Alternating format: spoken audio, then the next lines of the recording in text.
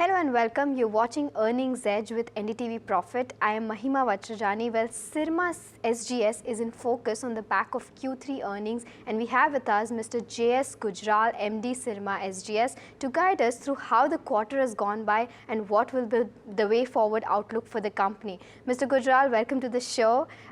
In the last quarter, margins had taken a hit because of the product mix. Why is there a hit in the margins for this quarter? If you can just give us some guidance as to that.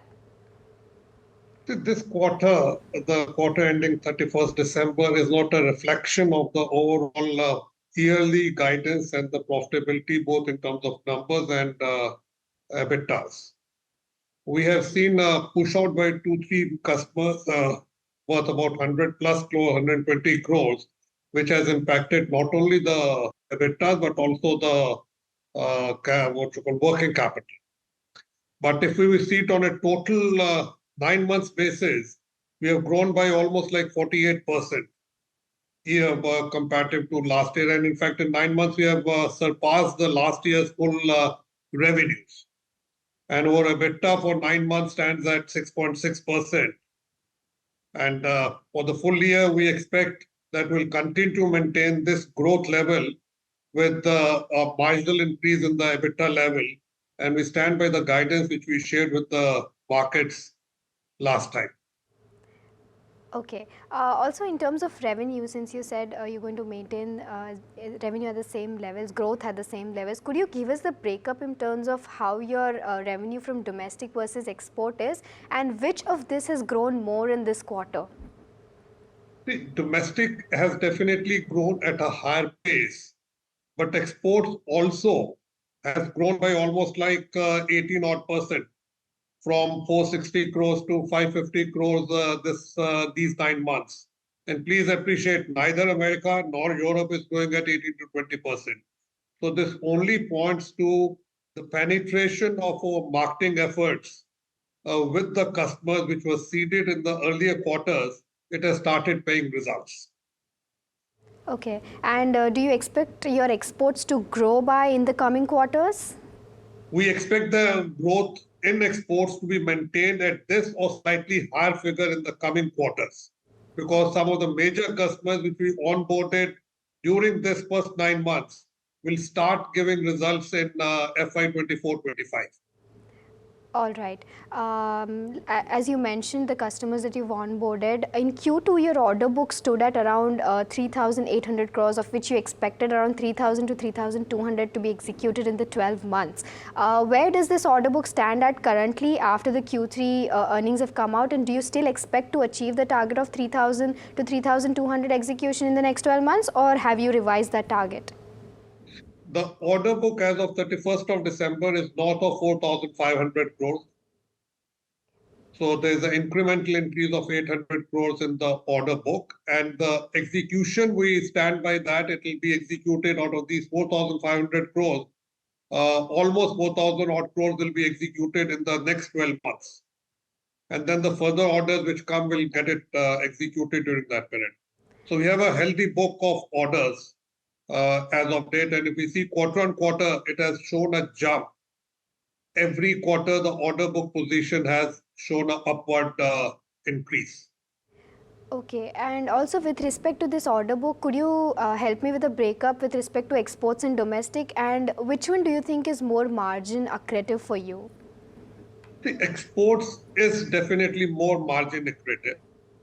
But since exports account for about 27%, 28% of our revenue, so the order book for the exports would also be in the same proportion. Okay.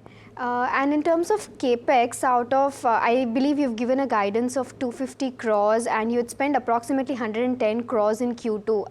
How much has been spent in Q3, and where does your capex stand at? And if you could just give us a guidance for your capex in the next coming, let's say, FY24 to FY25.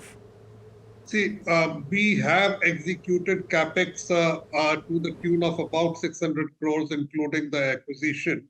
And we have 200 odd crores for the capex execution in the next 12 months.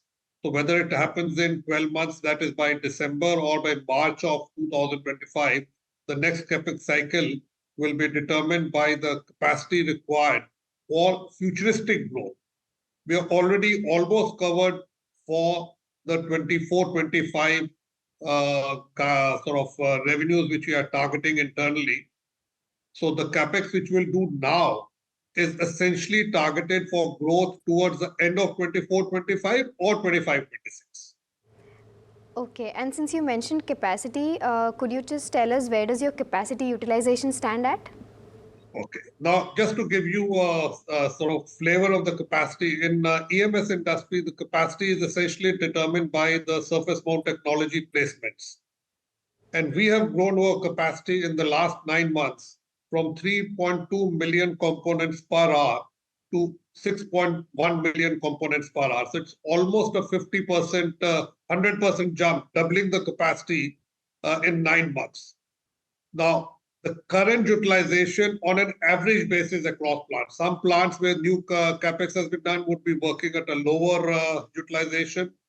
The sort of legacy plants would be working at a higher utilization, but the average utilization as of 31st of December would be about 65%, 65 to 70%. Okay, and my So last that question. gives us the room. That gives us the room for further incremental revenue in the next 2 quarters without a significant capex investment. All right. Okay, and my last question to you would be, can you give us some guidance as to what amount of PLI amount has been booked in this quarter and how much remains and how do you plan to utilize it? No PLI has been booked in the financials thus far. For the year ended March of 23, we are entitled to a capex sort of a PLI of approximately 10 crores. That will be booked as and when we receive, and it will be net of what we have to share with the customers. So that's a commercial decision. For the current year, that is FY 23-24, based on the revenues which we are doing, we expect the gross PLI, the total PLI to be received by the company would be to the tune of about 45 to 48 crores. Now, out of that, again, some will be shared by the customer. So whatever is left for belongs to us will be booked when the money is in the bank. All right, all right. On So a that, conservative basis. Yeah, we right, don't book based on filing of claim. We'll book only when the money is in the bank. right. All right. I think that's all from our end. Thank you so much for speaking with us, Mr. Gujral. It was a pleasure speaking with you at NDTV Profit. Thank you. We are very gung-ho about the business, and our future growth plans would be in line with what we have grown in the last 2 years, which is 45-50%. So we are confident of maintaining that growth tempo in the top line and resultant benefits of the operational efficiencies which will kick in, which have kicked in to some extent in these 9 months, and which will kick in the coming quarters. Absolutely. So very Absolutely. gung-ho about the overall industry. Right, absolutely. I mean, I really congratulate you for that and wishing you all the best for that Thank you coming so growth. much. Yeah. Thank you.